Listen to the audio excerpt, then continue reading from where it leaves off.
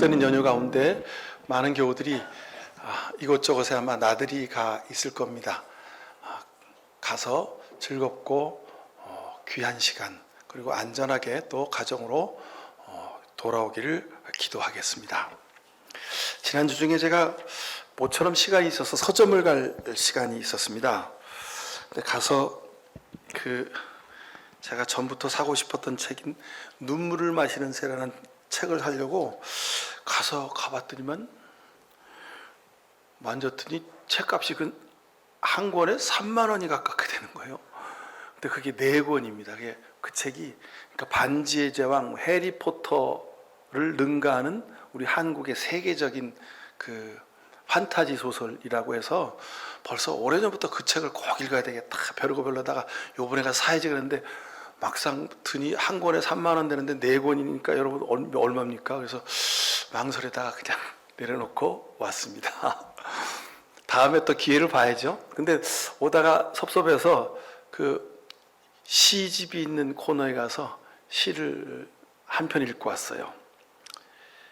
그게 뭐냐면 나태주 시인의 어머니의 편지란 시입니다. 좀 긴데 제가 좀 읽어보겠습니다. 아들아 보아라, 나는 원체 배우지 못했다. 호미 잡는 것보다 글 쓰는 것이 1000만 배 더 고되구나. 그리 알고 서툴게 썼더라도 너는 새겨서 읽으라. 내 유품을 뒤적여 네가 이 편지를 수습할 때면 나는 이미 다른 세상에 가 있을 것이다. 서로 할 일도 가슴칠 일도 아니다. 가을이 지나고 겨울이 왔을 뿐이다. 살아도 산 것이 아니고 죽어도 죽은 것이 아닌 것도 있다. 살려서 간직하는 건 산 사람의 몫이다. 그러니 무엇을 슬퍼한단 말이냐. 나는 옛날 사람이라서 주어진 대로 살았다.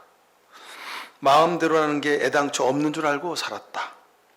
너희를 낳을 때는 힘들었지만 낳고 보니 정답고 의지가 돼서 참 좋았다. 들에 나가 돌밭을 고를 때는 고단했지만 밭 일항에서 당근이며 무우며 감자알이 통통하게 몰려 나올 때 내가 조물주인 것 마냥 기분 좋았다. 깨꽃은 얼마나 예쁘더냐. 양파꽃은 얼마나 환하더냐. 나는 도라지 씨앗을 그래서 일부러 넘치게 뿌렸다. 그 고운 자태의 도라지 꽃들이 무리지어 넘실거릴 때 내게는 그곳이 극락이었다. 나는 뿌리고 기르고 거두었으니 그것으로 족하다. 나는 뜻이 없다. 그런 걸 내세울 지혜가 있을 리 없다. 하지만 나는 밥 지어 먹이는 것으로 내 소임을 다했다. 봄이 오면 여린 쑥을 뜯어다 된장국을 끓였고 여름에는 강에 나가 제첩 한 소쿠리 얻어다 맑은 국을 끓였다. 가을에는 미꾸라지를 무쇠솥에 삶아서 추어탕을 끓여냈고 겨울에는 가을물을 썰어 칼칼한 동태탕을 끓여냈다. 이것이 내 삶의 전부다. 가운데 좀 생략하고자 있습니다. 부박하기 그지없다. 내가 어미 사는 것을 보았듯이 산다는 것은 종잡을 수가 없더구나. 요망하기가 한여름 날씨 같아서 비 내리겠다 싶은 날은 해가 나고 맑구나 싶은 날은 느닷없이 소낙비가 들이닥친다. 그게 인생이었다. 나는 새벽마다 물 한 그릇 올리고 촛불 한 자루 밝혀서 천지신명께 기댔다. 운수소관의 변덕을 어쩌진 못해도 아주 못살게 하지는 않을 거라고 믿었다. 물살이 센 강을 건널 때는 물살을 따라 같이 흐르면서 건너야 한다. 너는 네가 세운 뜻으로 너를 가두지 말고 네가 정한 잣대로 남을 아프게 하지도 말아라. 네가 아프면 남도 아프고 남이 힘들면 너도 힘들게 된다. 해롭고 이롭고는 이것을 기준으로 삼으면 아무 탈이 없을 것이다. 세상 사는 거 별거 없더라. 속 끓이지 말고 살거라. 너는 이 애미처럼 애태우고 참으며 제 속을 파먹고 살지 말거라. 힘든 날이 있을 것이다. 힘든 날은 참지 말고 울음을 꺼내 울어라. 더없이 좋은 날도 있을 것이다. 그런 날은 참지 말고 기뻐하고 자랑하고 댕겨라. 세상 것은 욕심을 내면 호락호락 곁을 내주지 않지만 욕심을 덜면 봄볕에 담벼락 허물어지듯이 허술하고 다정한 구석을 내보여줄 것이다. 별것 없다. 체면 차리지 말고 살거라. 왕우장상의 씨가 따로 없고 귀천이 따로 없는 세상이니 네가 너의 존엄을 세우면 그만일 것이다. 아녀다들이 알곡의 틸끝을 고를 때 키를 높이 들고 바람에 까분다. 뉘를 고를 때는 채를 가까이 끌어당겨 흔든다. 티끌은 가벼우니 멀리 날려보내려고 그러는 것이고 뉘는 자세히 보아야 하니 그런 것이다. 사는 이치가 이와 같더구나. 부질없고 쓸모없는 것들을 담아주지 말고 바람 부는 언덕배기에 올라 날려보내거라. 소중하게 여기는 것이라면 지극히 살피고 몸을 가까이 기울이면 된다. 어려울 일이 없다. 나는 네가 남보란 듯이 잘 살기를 바라지는 않는다. 억척 떨며 살기를 바라지도 않는다. 괴롭지 않게 마음 가는 대로 순순하고 수월하게 살기를 바란다. 혼곤하고 희미하구나. 자주 눈비가 다녀갔지만 맑게 갯날 사이사이 살구꽃 피고 수수가 여물고 단풍물이 들어서 좋았다. 그런 대로 괜찮았다. 그러니 내 삶을 가요하지도 애달파지도 말거라. 부질없이 길게 말했다. 살아서 한 번도 해본 적 없는 말을 여기에 남긴다. 나는 너를 사랑으로 낳아서 사랑으로 키웠다. 내 자식으로 와주어서 고맙고 염치 없었다. 너는 정성으로 살아가거라. 시인이 시집 속에 시로 남겼지만 꼭 제 어머니가 제게 주시는 말씀 같아서 여러분과 함께 나누고자 함께 읽어드렸습니다. 어머니 이런 편지를 읽는 아들의 눈과 코에 뜨거운 진액이 흐르는 모습이 보입니다. 하지만 생전의 어머니를 그리면서 이 편지를 읽고 또 읽는 이 아들의 마음은 참 행복할 겁니다. 이 시에 나오는 이 어머니의 삶이 얼마나 귀하고 얼마나 빛나고 명예롭습니까? 아마도 이 아들, 어머니가 원하는 것처럼 100배, 1000배 자기 이름값을 하고 살 겁니다. 여러분도 전부 누구에게는 아버지요 어머니들이잖아요. 그죠? 여러분이 지금 살고 계시는 그 삶이 자식에게 쓰는 편지임을 기억하고 하루하루를 사십시오. 자식이 세상에 태어나서 여러분 그 자녀들의 이름을 지어주셨죠. 애미인 여러분, 아버지인 여러분들의 소망을 담아서 이름값을 하고 살라고 자식의 이름을 지어주셨습니다. 여러분의 이름, 여러분 자녀들의 이름 속에 부모의 소망과 바람과 사랑이 있습니다. 그 사랑이 아름답게 열매 맺을 수 있도록 여러분 오늘도 정성으로 기도하며 살아가시길 바랍니다. 잠언 3장 1절은요 아까 그 어머니의 편지와 같은 말씀입니다. 아이들아 내 가르침을 잊지 말고 내 계명을 내 마음에 간직하라. 그러면 그것들이 너를 장수하게 하고 해가 갈수록 더욱 평안을 누리게 할 것이다. 인자와 진리를 저버리지 말고 그것을 목에 걸고 다니며 내 마음속 깊이 새겨두어라. 그러면 하나님과 사람 앞에서 내가 은혜를 입고 귀중히 여김을 받을 것이다. 너의 마음을 다하여 주님을 의뢰하고 너의 명철을 의지하지 말거라. 여러분 그렇습니다. 믿음은 하나님의 명예를 걸고 하나님의 이름을 의지해 사는 것 바로 꼭 그것입니다.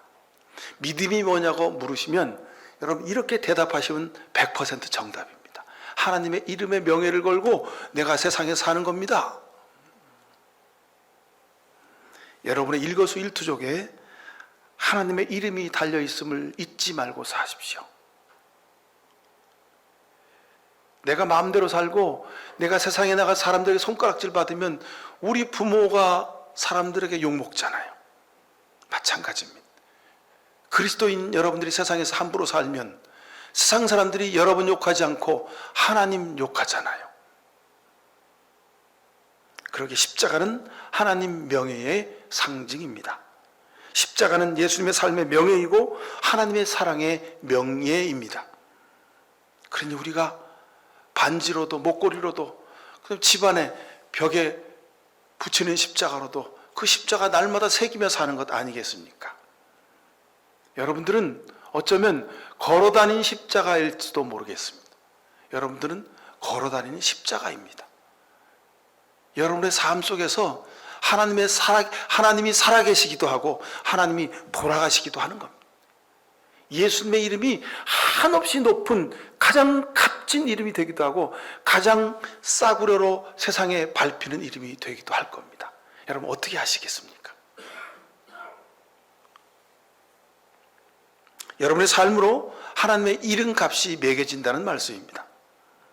아버지의 이름으로, 어머니의 이름으로, 자식의 이름으로, 그리스도인의 이름으로 여러분 그 이름값을 하고 살아가는 이 가정의 달 되실 수 있기를 축원합니다. 보이지 않는 하나님은 우리가 섬기기가 쉽지 않습니다. 평생 살고 나면 그때 이 사람이 우리 아버지가 우리 엄마가 믿음으로 살았구나. 그때 값이 매겨지는데 여러분 하루하루의 삶을 통해서 하나님의 이름값을 여러분들이 매기실 수가 있게 될 겁니다. 자, 보이지 않는 하나님은 참 그렇게 이름값 매겨드리기가 쉽지 않은데 근데 눈에 보이는 우리 부모, 우리 형제자매들, 우리 자녀들, 내 주변에 있는 사람들 그들에게는 좀 이름값 하기가 쉽습니다.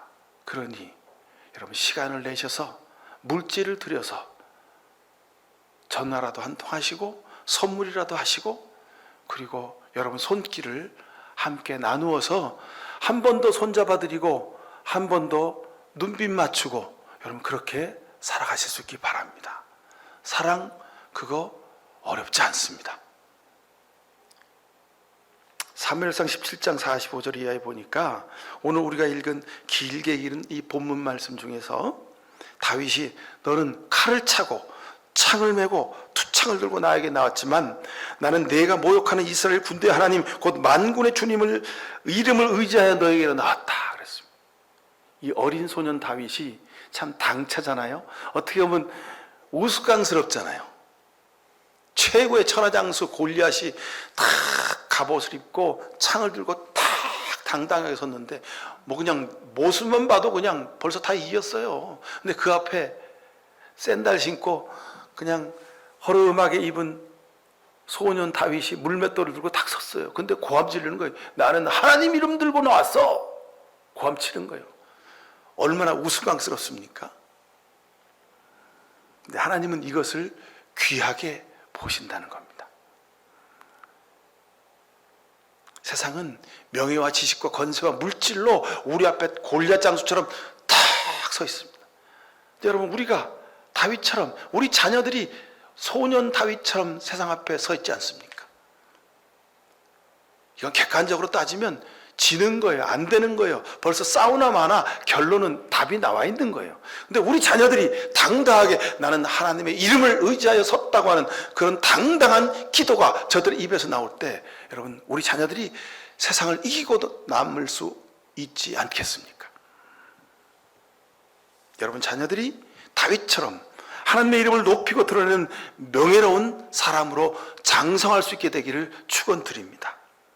사무엘상 2장 30절에 보니까 이제는 내가 나를 존중하는 사람들만 존중하고 나를 경멸하는 자들 수치를 당하게 할 것이다 그랬습니다.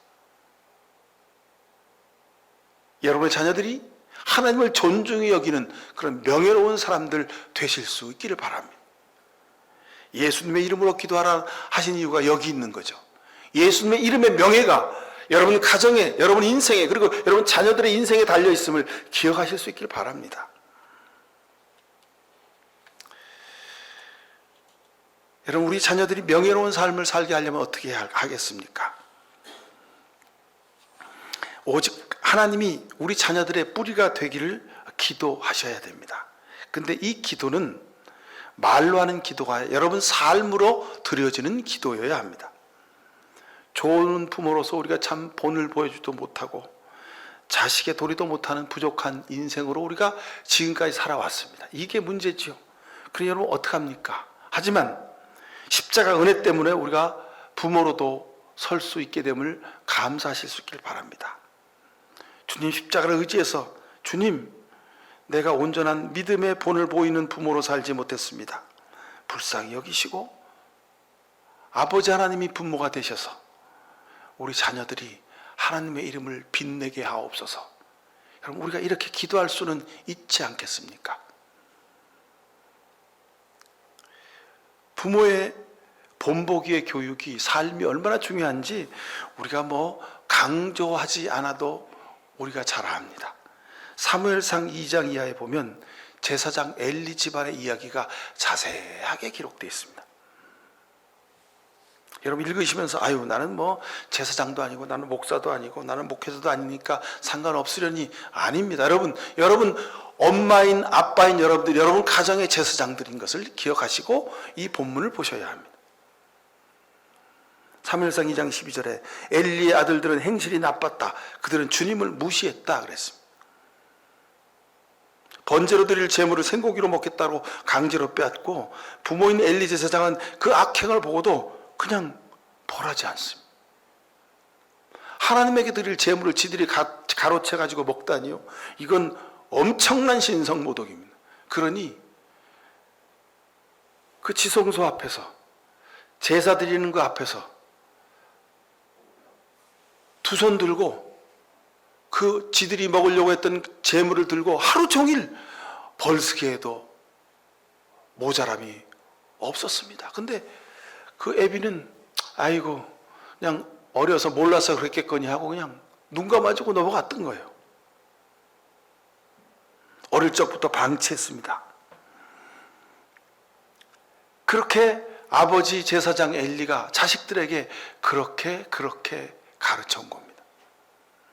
그래서 애들 눈으로 보니까 아버지의 신앙생활은 무늬만 제사장인 거예요. 우리가 막 함부로 해도 아버지한테 혼이 안 나는 거예요. 그러니 아버지 눈에서만 안 보이는 데서 그냥 마음대로 했던 겁니다.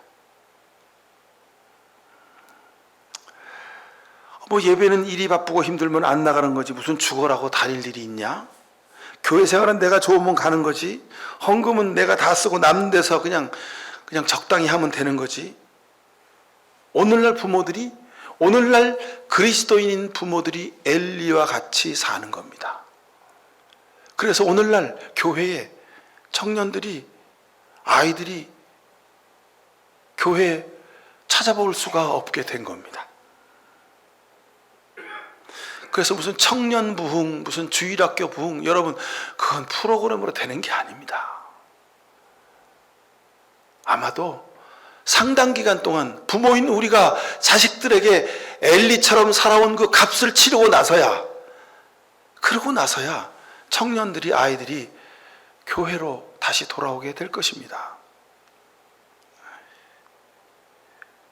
사무엘상 2장 26절에 보면 근데 참 특이한 말씀이 적혀 있습니다. 그렇게 쭉 제사장 엘리와 그 자식들의 잘못이 쭉 기록되어 있는데 거기에 한편 어린 사무엘은 커갈수록 주님과 사람들에게 더욱 사랑을 받았다, 이렇게 기록되어 있습니다. 참 성경 말씀은 놀라운 베스트셀러인 이유가 여기 있습니다.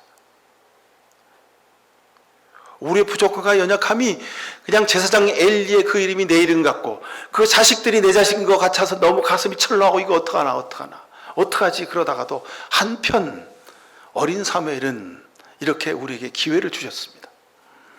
달라도 너무 다르죠? 부모가 다르면 이렇게 결과가 다른 겁니다. 엘리와 같은 부모가 될 것인지 한나와 같은 부모가 될 것인지 성경에 있는 우리에게 하나님이 선택하라고 하시는 겁니다. 사무엘상 2장 2절 이하에 보면 어머니 한나의 기도가 있습니다. 주님과 같으신 분이 없습니다. 주님처럼 거룩한 분은 없습니다. 우리 하나님 같은 반석은 없습니다. 주님은 사람을 죽이기도 하시고 살리기도 하시며 스올로 내려가기도 하시고 거기에서 다시 돌아오기도 하십니다. 주님은 사람을 가난하게도 하시고 부유하게도 하시고 낮추기도 하시고 높이기도 하십니다. 어린 사무엘이 잠들었을 때 어머니 한나가 그 머리맡에서 늘 줄줄줄줄줄 외우는 똑같은 날마다 드리는 기도가 이 기도였습니다. 그러니 사무엘은 정말 하나님이 사람을 살리기도 하시고 죽이기도 하시는구나, 사람을 부하게도 하시고 가난하게도 하시는 분이 하나님이시구나, 그 머리맡에서 엄마가 눈물을 흘려 하는 그 기도를 들으며 어린 사무엘은 잠에 들었습니다. 사무엘의 그 유전자 속에 믿음의 유전자 코드가 새겨진 이유가 그런 겁니다. 사랑하는 성도 여러분, 신앙은 가르치는 것이어야 합니다. 그렇죠. 그래서 교회 학교에서 성경을 가르치고 예배도 가르치고 믿음도 가르칩니다. 근데 여러분, 그 가르침 이전에 보여주는 것이 있어야 합니다. 내가 사랑한 대로 사랑하거라. 이것이 십자가입니다. 이것이 하나님의 신앙교육의 원리입니다. 여러분, 자녀를 어떻게 사랑하셨습니까?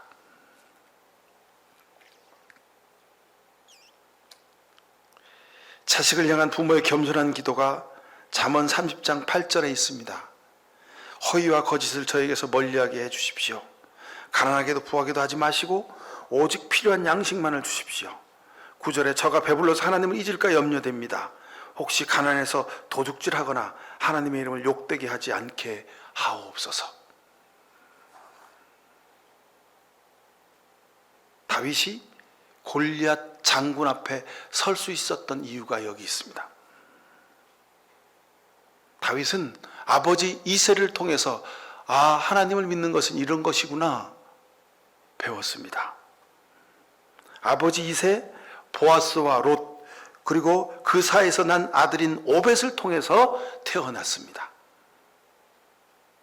사울이 사무엘상 16장에 보면 사울이 악신이 들어서 다윗과 함께 떡과 포도주와 염소 새끼를 사울에게 들려서 보냅니다. 아버지 이새의 인품을 볼 수 있습니다. 사울이 악신이 들려가지고 아들인 다윗을 막 죽이려고 그래요. 그런데도 사울의 건강을 염려해서 그렇게 정성 들여 음식을 다윗의 손에 싸서 보내는 겁니다. 그 아버지의 그 아들인 겁니다.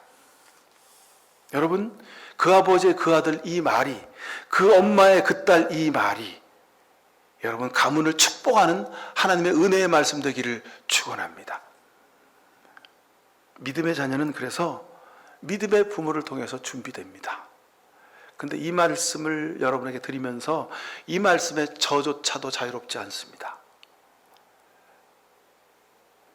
믿음의 자녀는 믿음의 부모를 통해서 준비됩니다. 근데 우리가 믿음으로 못 살 때가 많잖아요. 그러니 하나님의 도움을 구할 수밖에 없습니다. 하나님, 제 믿음이 보잘것없으니 어쩌면 좋습니까?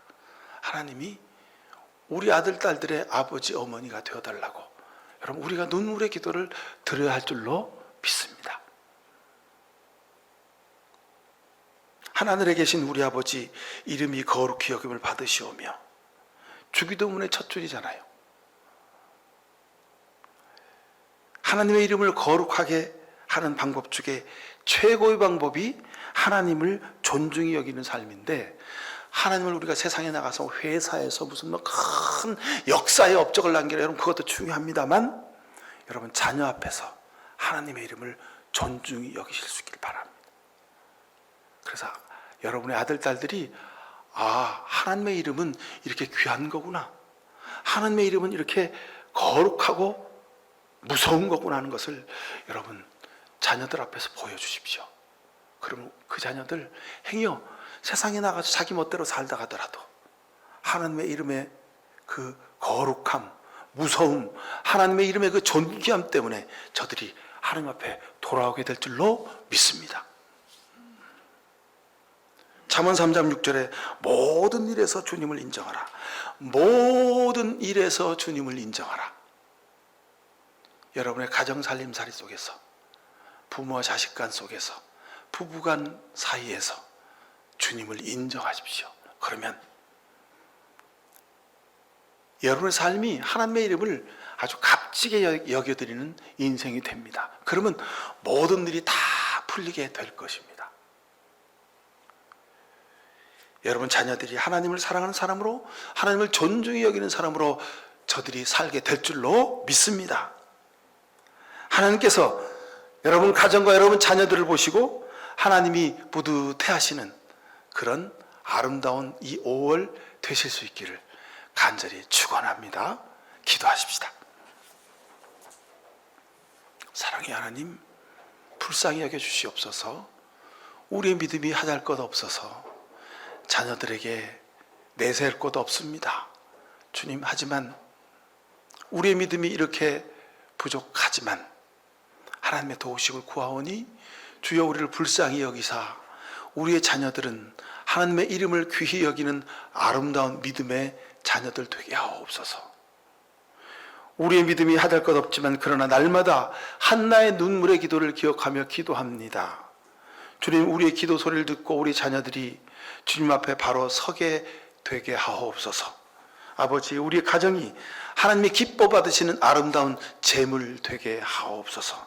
그래서 아름다운 가정의 이 사랑의 샘물을 먹고 마시며 우리 자녀들이 세상에서도 다윗처럼 골리앗 앞에 서서 하나님의 이름을 의지해서 승리하는 자녀들 되게 하옵소서. 예수 그리스도 이름으로 기도하옵나이다. 아멘. 눈에 보이지 않는 하나님 사랑한다 하면서 눈에 보이는 식구들 온전히 사랑으로 건사하고 살피고 섬기지 못했습니다. 이런 후회와 회개의 마음을 안고 세상으로 나아가서 온전히 하나님 사랑하고 섬기듯이 식구들과 형제자매를 사랑으로 돌보기로 결단하는 이 시간 머리 숙인 모든 주의 백성들 머리 위에 다윗과 함께 하셨던 하나님의 귀하신 사랑과 생명을 다하여 우리를 사랑하셨던 예수님의 십자가의 귀하신 은혜와 이 5월 한 달 내내 우리 곁에 계셔서 그리스도인의 이름값하며 사랑으로 살도록 우리에게 감화감동하시는 성령의 복 내려주심이 사랑하는 저들의 자녀와 가정과 땀 흘려 일하는 일터 위에 그리고 연약한 육신 위에 그리고 우리 자녀들 미래 위에 이 나라 민족의 역사 위에 영원히 함께 해주시옵기만을 간절히 축원하옵나이다. 아멘.